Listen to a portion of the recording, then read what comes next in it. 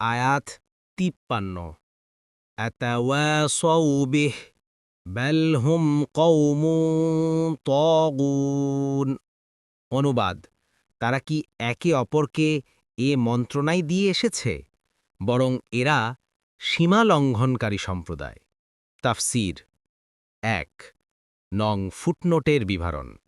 অর্থাৎ এ কথা সুস্পষ্ট যে হাজার হাজার বছর ধরে প্রতিটি যুগে বিভিন্ন দেশ ও জাতির লোকদের নবী রাসূলদের দাওয়াতের মোকাবেলায় এই আচরণ করা এবং তার বিরুদ্ধে একই রকমের কথা বলার কারণ এই নয় যে একটি সম্মেলন করে আগের ও পরের সমস্ত মানুষ সিদ্ধান্ত নিয়েছে যখনই কোনো নবী এসে এ দাওয়াত পেশ করবে তখনই তাকে এ জবাব দিতে হবে।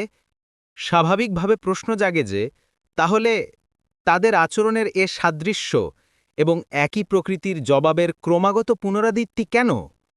এর একমাত্র জবাব হচ্ছে অবাধ্যতা ও সীমা লঙ্ঘন এদের সবার সাধারণ বৈশিষ্ট্য।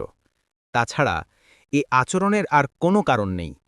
প্রত্যেক যুগের অজ্ঞ লোকেরাই যেহেতু আল্লাহর দাসত্ব থেকে মুক্ত ও তার জিজ্ঞাসাবাদ সম্পর্কে বেপরোয়া হয়ে পৃথিবীতে লাগামহীন পশুর মতো জীবনযাপন করতে আগ্রহী, তাই শুধু এ কারণেই যিনি তাদেরকে আল্লাহর দাসত্ব ও আল্লাহ ভীতিমূলক জীবনযাপনের আহ্বান জানিয়েছেন তাকেই তারা একই ধরাবাঁধা জবাব দিয়ে এসেছে।